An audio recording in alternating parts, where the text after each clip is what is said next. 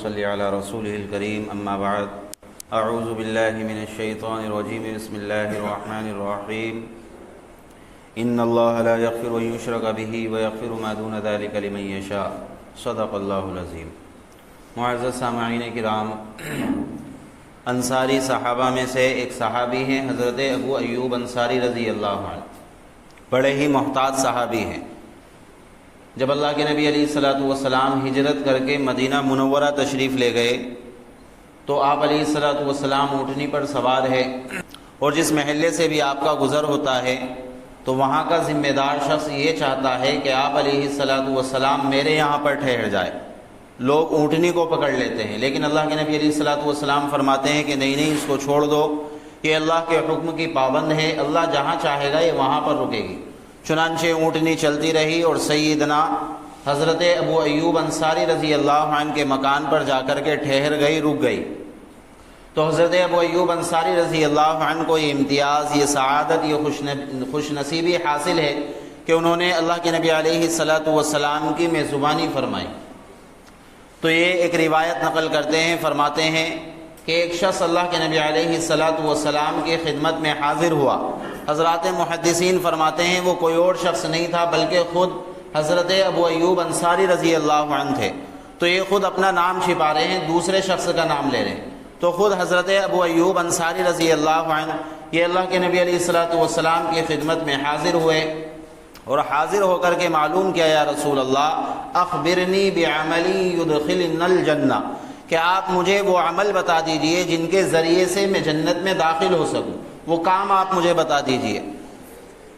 تو کتنا بہترین سوال انہوں نے کیا۔ اللہ کے نبی علیہ الصلوۃ والسلام نے فرمایا اگر تم جنت میں داخل ہونا چاہتے ہو تو سب سے پہلا کام تم کو یہ کرنا پڑے گا ان تعبدوا اللہ ولا تشرک بہ شیئا، کہ ایک اللہ رب العزت کی عبادت کرو اور اللہ کے ساتھ کسی کو شریک مت ٹھہراؤ۔ تو اگر ہم جنت میں داخل ہونا چاہتے ہیں تو صرف اور صرف اللہ رب العزت کی عبادت کریں۔ اگر یہ سر کسی کے سامنے جھکے تو صرف اور صرف اللہ رب العزت کے سامنے، اگر سوال کی ضرورت ہے تو صرف اور صرف اللہ رب العزت سے سوال کرنے والے ہم بنیں، تو پھر ہمارا جنت میں جانا یہ آسان ہو جائے گا۔ اور اگر ہم اللہ رب العزت کو چھوڑ کر کے دوسروں کی عبادت کریں گے، دوسروں کو مشکل کشا جانیں گے، تو پھر جنت میں جانا یہ ہمارا دشوار ہو جائے گا۔ آگے آپ علیہ الصلوۃ والسلام نے فرمایا وَلَا تُشْرِكْ بِهِ شَيْئًا، کہ اللہ کے ساتھ کسی کو شریک مت ٹھہراؤ۔ اب شرک جو ہے وہ دو طرح کا ہوتا ہے، ایک شرک ہوتا ہے حقیقی شرک۔ حقیقی شرک جیسے مورتیوں کے سامنے نعوذ باللہ جھکنا، ان کے سامنے سجدہ کرنا، یہ تو حقیقی شرک ہے۔ اور ایک شرک ہے مشابہت والا شرک، جیسے مزاروں پر جانا، چادریں چڑھانا اور ان کو مشکل کشا ماننا، حاجت روا ماننا، ان سے اولاد مانگنا، ان سے بیٹی بیٹا مانگنا اور ان کے سامنے جا کر کے سجدہ کرنا، یہ بھی شرک ہے۔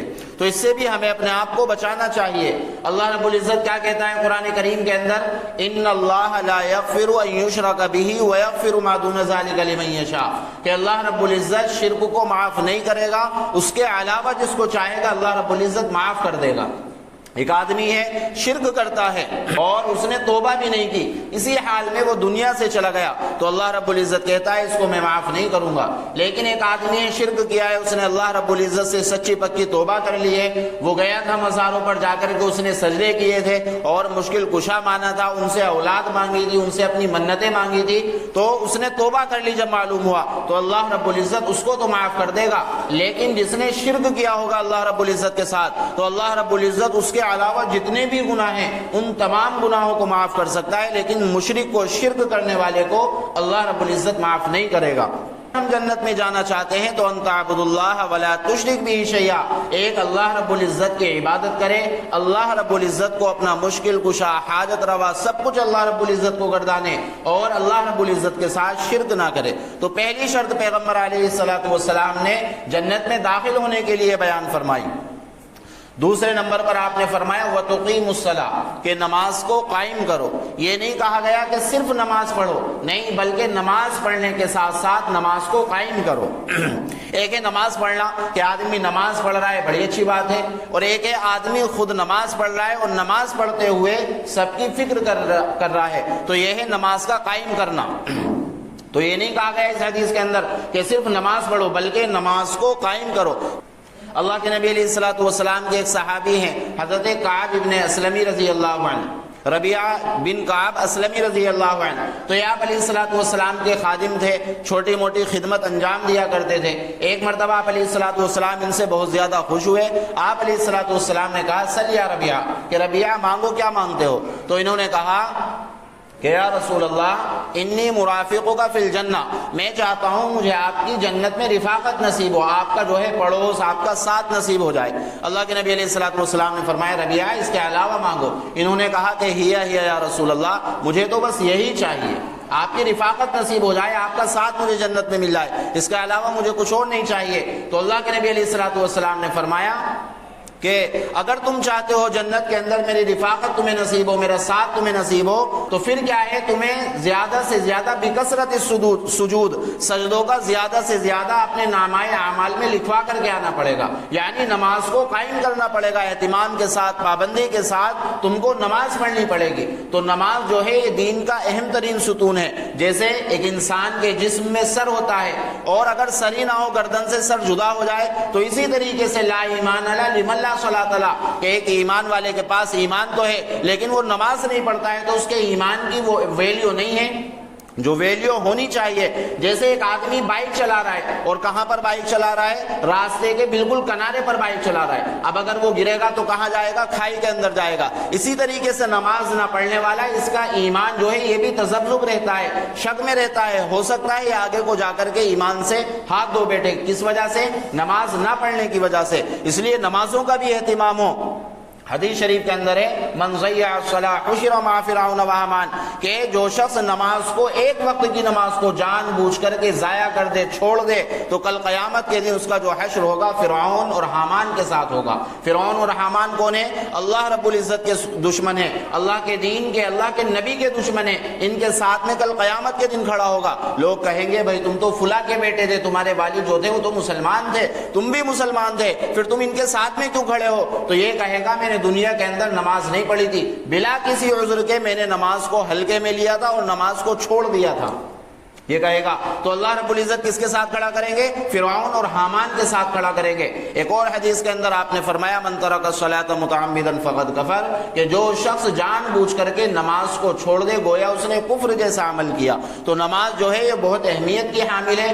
آج جو ہمارے اوپر حالات ہیں، پریشانیاں ہیں، ہماری گھریلو ٹینشن ہے، ان سب کو دور کرنے کا واحد ذریعہ کیا ہے؟ نماز ہے۔ نماز جب صحابہ کو معلوم ہوا کہ اللہ رب العزت نے نماز فرض کر دی ہے، تو صحابہ جھوم اٹھے اور کیا کہنے لگے کہ اب تو اللہ رب العزت سے براہ راست بالکل ڈائریکٹ مانگنے کا وسیلہ اور ذریعہ، سبب ہمیں مل گیا ہے۔ صحابہ 2 رکعت نماز پڑھتے، کوئی بھی پریشانی آتی، کھانے کے لیے گھر میں کچھ کھانا نہیں ہے تو اللہ کے سامنے آتے، نماز پڑھتے صلاۃ الحاجت، اور اللہ سے دعا کرتے۔ اللہ رب العزت نے ان کی چکیوں کو چلا دیا، اللہ رب العزت نے ان کے خچر اگر انتقال کر گئے، مر گیا خچر، تو 2 رکعت نماز پڑھی، اللہ رب العزت سے دعا کی، اللہ رب العزت نے خچر کو زندہ کر دیا۔ صحابہ کو، ایک صحابی کو ایک آدمی نے پکڑ لیا اور قتل کرنے کے در پہ ہے، انہوں نے کہا مجھے صرف 2 رکعت نماز پڑھنے، تو 2 رکعت نماز پڑھ کر کے اللہ کے سامنے ہاتھ اٹھائے یا رحم الراحمین۔ تو اس نماز کی برکت سے، اس مانگنے کی برکت سے اللہ رب العزت نے 7ویں آسمان کے فرشتے کو زمین پر اتار دیا اس کی مدد کرنے کے لیے۔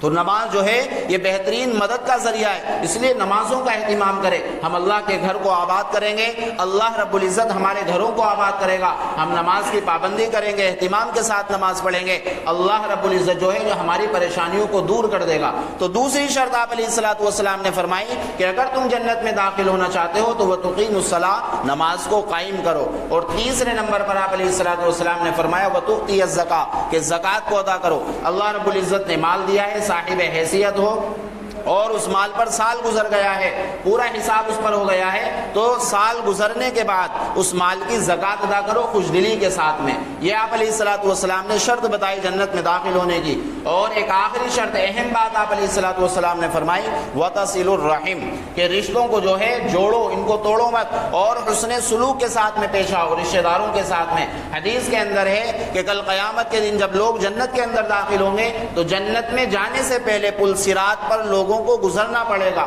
اسی کے ناقے پر، اسی کے کونے پر رحم جو ہے، رشتہ جو ہے، اللہ رب العزت اس کو ایک شکل دے گا اور یہ وہاں پر کھڑا ہو جائے گا. لوگ جیسے جائیں گے گزریں گے، اور جن لوگوں نے رشتہ داری کی حق تلفی کی ہوگی یا بغیر کسی وجہ کے، شرعی وجہ کے، انہوں نے رشتوں کو توڑا ہوگا، تو یہ رشتہ وہاں پر کھڑا ہوگا پل صراط کے ناقے پر. جیسے ہی یہ آدمی وہاں پر جائے گا فوراً اس کو پکڑ لیا جائے گا، اس کو جنت میں نہیں بلکہ جہنم میں داخل کیا جائے گا. تو کتنی بڑی وہ ہے کہ لا يدخل الجنت قاطع. ایک حدیث کے اندر آپ علیہ الصلوۃ والسلام نے فرمایا کہ جو رشتوں کو توڑے گا وہ جنت کے اندر داخل نہیں ہوگا.